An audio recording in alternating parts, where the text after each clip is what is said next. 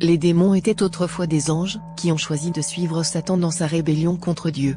Ils ont été chassés du ciel par Dieu et sont donc devenus des anges déchus. Et il fut précipité, le grand dragon, le serpent ancien, appelé le diable et Satan, celui qui séduit toute la terre, et ses anges furent précipités avec lui. Dans Apocalypse 12 verset 4, on apprend que Satan a été expulsé du ciel avec un tiers de ses anges. Une véritable armée de démons erre donc aujourd'hui sur terre dans le seul but de tourmenter les hommes. À la fin des temps, ils seront jetés avec leur maître Satan, dans les temps de feu, où des souffrances éternelles les attendent. Nous connaissons grâce à la Bible, les noms d'une dizaine de puissants démons, qui sont les lieutenants de Satan. Qui sont-ils et quels sont leurs pouvoirs? C'est ce que nous allons voir maintenant. Abaddon, le destructeur. Dans Apocalypse au chapitre 9, on apprend que ce démon est appelé l'ange de l'abîme. L'abîme est un lieu où sont enfermés les démons les plus dangereux. Ces mêmes démons s'étaient reproduits avec des femmes, à l'époque de Noé.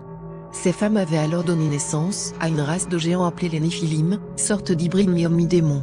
La plupart sont morts lors du déluge. À la fin des temps, les anges de l'abîme seront libérés pour tourmenter les hommes, mais l'ordre leur sera donné de ne pas les tuer.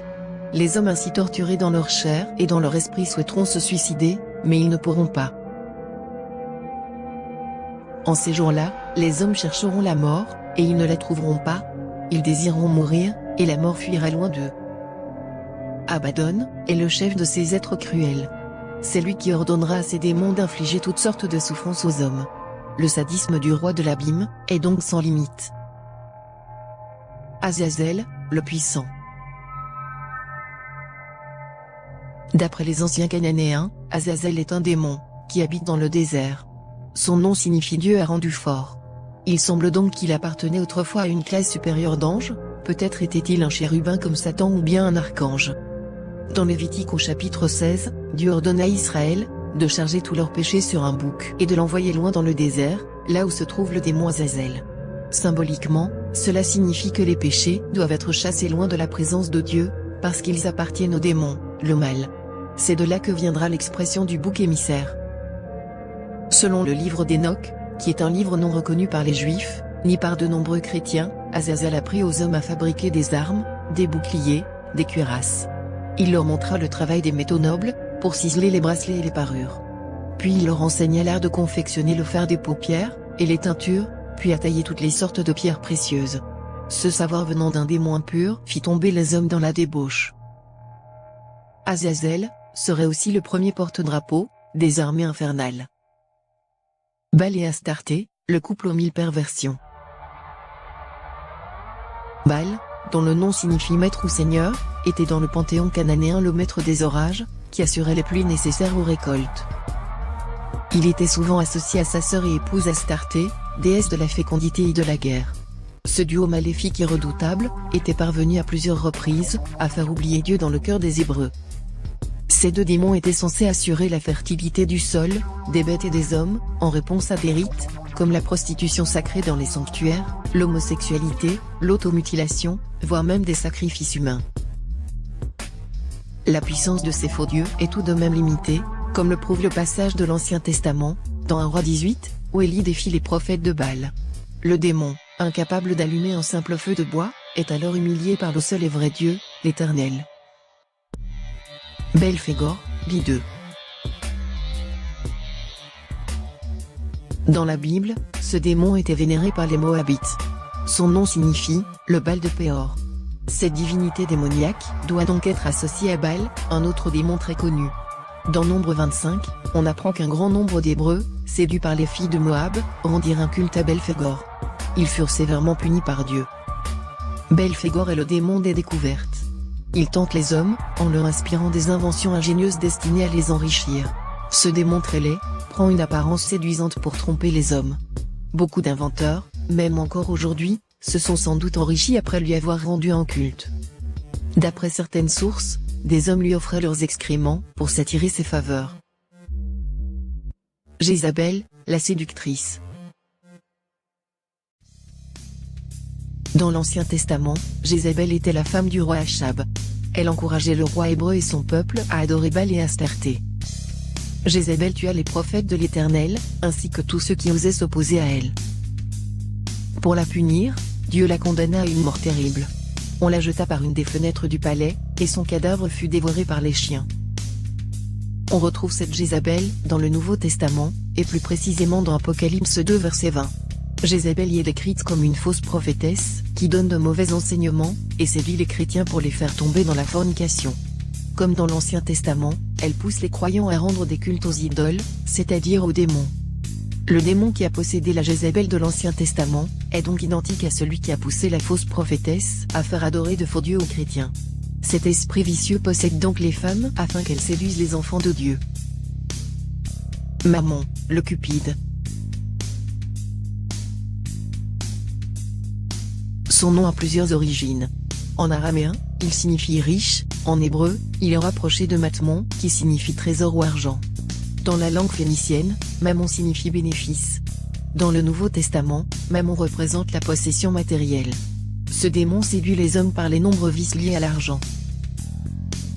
Dans Matthieu chapitre 6 verset 24, Jésus déclare, « Nul ne peut servir deux maîtres. Car, ou il haïra l'un, et aimera l'autre, ou il s'attachera à l'un, et méprisera l'autre. Vous ne pouvez servir Dieu et Mammon. » Dans notre monde moderne, on voit bien que Mammon séduit encore beaucoup les hommes. La majorité des gens préfèrent les richesses matérielles aux richesses spirituelles. Pour le monde, réussir sa vie cela veut dire avoir une belle maison et une belle voiture. Vivre dans la sainteté pour plaire à Dieu est devenu une aberration. L'argent, et donc Mammon, a remplacé Dieu dans le cœur des hommes. Moloch, le sanglant. Moloch est le démon des sacrifices humains, et en particulier ceux des enfants. Son nom signifie d'ailleurs sacrifice. On apprend dans la Bible que les Ammonites, une ethnie cananéenne, sacrifiaient leurs premiers-nés en les jetant dans un brasier, pour s'attirer les faveurs de Moloch. Cet horrible démon adore faire du mal aux enfants, car il symbolise l'innocence. En effet, les enfants, qui n'ont pas encore péché volontairement, sont les êtres qui se rapprochent le plus de la pureté de Dieu. En s'attaquant aux enfants, ce démon sait qu'il attriste Dieu. De plus, il prend un énorme plaisir à voir pleurer les mères, à qui on arrache les enfants pour les sacrifier. Aujourd'hui, de nombreuses sectes sataniques rendent un culte à Moloch en sacrifiant des enfants. Le Bohemian Club est l'une de ces sectes, elle réunit chaque année à l'abri des regards de grands hommes d'affaires, ainsi que des politiques, américains pour la plupart. Mais le plus grand sacrifice d'enfants reste aujourd'hui l'avortement. Chaque année, environ 50 millions d'enfants sont tués à cause de cette pratique barbare. Moloch n'a donc jamais été aussi puissant qu'aujourd'hui. Hadès, l'infernal. Hadès est un démon célèbre qui se fait passer pour un dieu dans la mythologie grecque et romaine. Il est le maître des profondeurs souterraines et des enfers. Dans la Bible, le mot enfer est parfois traduit par séjour des morts, l'équivalent hébreu de Sheol. Les Grecs avaient l'habitude de décrire l'enfer comme étant un lieu aux portes solidement closes. En effet, Juifs, Grecs et Romains avaient conscience que les portes closes de l'enfer ne laissaient personne sortir du royaume de la mort. Tous les impies, et même les croyants d'avant Jésus-Christ, étaient retenus par Hadès. Toutefois, les croyants allaient dans une partie de l'enfer que les Juifs appelaient « Sein d'Abraham », où ils ne subissaient pas les tourments infligés aux impies. Lorsque Jésus-Christ est mort, il est descendu dans les régions inférieures de la terre, pour vaincre Hadès et prendre les clés de son royaume, c'est-à-dire les clés du séjour des morts, afin de libérer les captifs pieux. Depuis, tous les croyants lorsqu'ils meurent vont directement au ciel puisqu'ils sont lavés de leurs péchés par la foi en Jésus-Christ.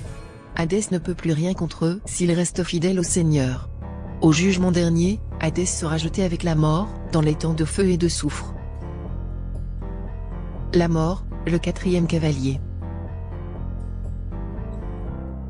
Ce démon est le fidèle allié d'Hadès, le maître des enfers.